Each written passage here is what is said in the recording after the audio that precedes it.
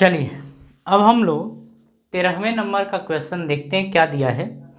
बोल रहा है कि 5 फेरों वाली एक परिनालिका 80 सेंटीमीटर लंबी है और इसमें 5 परतें हैं जिनमें से प्रत्येक परत में 400 फेरे हैं।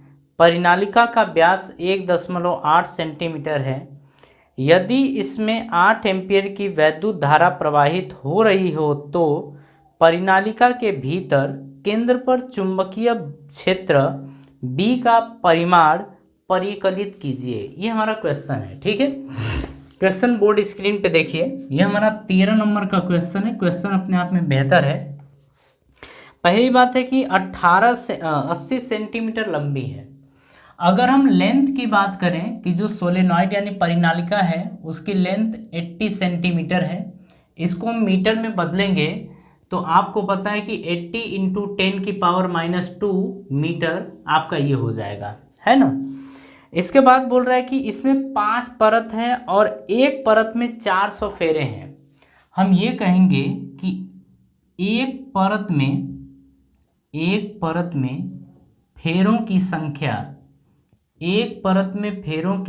संख्या, अगर हम इस संख्या की बात करें तो 400 संख्या है, मतलब 400 फेरे हैं।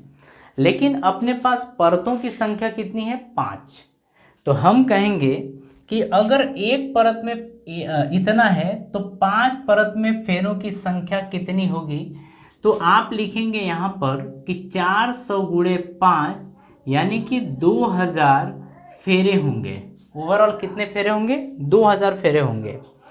परिनालिका का व्यास दे रखा है 1.8 सेंटीमीटर, ठीक है। परिनालिका का व्यास यानी कि हम बात करें कि इसका व्यास यानी कि डायामीटर कितना दे रखा है, यानी कि 2r की वैल्यू है 1.8 सेंटीमीटर, आपका ये दे रखा है। इसके बाद बोल रहा है यदि इसमें 8 एम्पीयर की वैद्युत धारा प्रवाहित हो रही हो। अगर हम I की बात करें तो I कितना है? 8 एम्पीयर है, प्रवाहित हो रही हो। तो परिनालिका के भीतरी केंद्र पर चुंबकीय क्षेत्र की वैल्यू बताइए, यानी कि इसका मान बताना है। ध्यान से मेरी बात समझिएगा। यहाँ पर अगर फॉर्मूला की बात करें कि कोई सोलेनॉइड यानी परिनालिका है, ये अगर कोई सोलेनॉइड है, परिनालिका है, तो इसके अंदर जो इसकी लेंथ है L, ये आपको दे रखा है 80 सेंटीमीटर।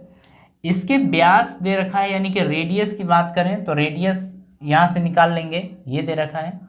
फेरों की संख्या है 2000 है। इसमें देखिए अगर फॉर्मूले की बात करें कि इसके सेंटर पर यानी कि इसके अंदर मैग्नेटिक फील्ड की वैल्यू कितनी होगी, तो μ0 Ni होता है। यहाँ पर हमको इसके रेडियस से कोई लेना देना नहीं होता है। अगर इस n की बात करें तो ये n होता है number of turn per unit length, number of फेरा पर यूनिट लेंथ। अगर यहाँ पर बात करें कि फेरों की संख्या कितनी है तो 2000 है, तो आप यहाँ रखेंगे 2000 बटे में L की बात करें तो लंबाई कितनी है? 80 गुणे 10⁻⁻2 इतना दे रखा है। इसे अगर काटा जाए तो 1 0 से 1 0 काट देंगे, 8 से काटेंगे तो 25/200 होता है। तो ये 25 गुणे 10⁻2 हो जाएगा, क्योंकि माइनस वाला हिस्सा ऊपर जाएगा तो प्लस में आ जाएगा। यहाँ पर इस n की वैल्यू आ गई है। अगर आपको पता हो तो μ0 की जो वैल्यू होती है, μ0 की वैल्यू होती है 4π × 10⁻⁻7, ये μ0 की वैल्यू होती है ना। अगर I की बात करें तो I आपको दे रखा है 8 एम्पियर, आप वैल्यू पुट करिए तो B = लिखेंगे आप μ0Ni, तो B = लिखेंगे 4π × 10⁻⁻7 इंटू n की बात करें तो n आपका है 25 गुणे 10⁻2, I की बात करें तो ये 8 है ना। इतना सब दे रखा है। आगे की बात करें तो B बराबर आ जाएगा, देखिए 25/200 और 200 का जब 4 में गुणा करेंगे तो ये 800 आएगा, यानी 800 पाई गुणे 10⁻⁻7 गुणे 10⁻2, ये इसे आप लिख सकते हैं B = 3.14 मतलब पाई की वैल्यू। और 800 को लिख सकते हैं 8 गुणे 10 की पावर 2, ये 800 को आप लिख सकते हैं।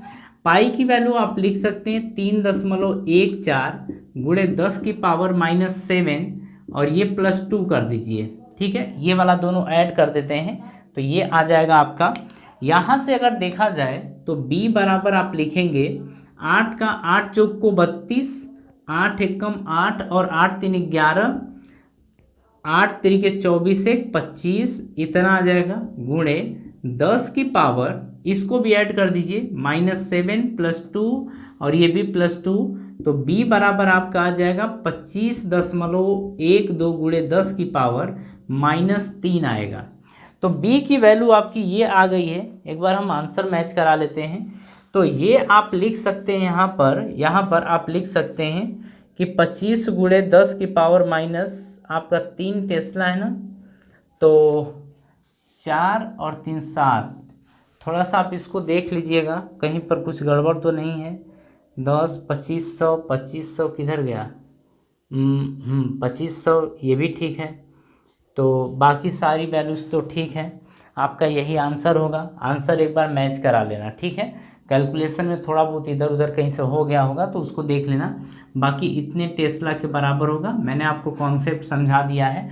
मेन कॉन्सेप्ट आपका यहाँ तक था कि आखिर हम n की वैल्यू कैलकुलेट कैसे करते हैं, ये मेन कॉन्सेप्ट था। फिर b का जो फॉर्मूला लगेगा वो फॉर्मूला कौन सा लगेगा, ये मेन था। बाकी जो कैलकुलेशन की बात है, कैलकुलेशन आप देख लीजिएगा कि आएगा आखिर कितना, ठीक है। चलिए, तो हम लोग इस क्वेश्चन को यहीं पर रहने देते हैं, फिर नेक्स्ट वीडियो में नेक्स्ट क्वेश्चन की अपन बात करेंगे, ठीक है। तो चलिए, आप सभी लोगों को धन्यवाद।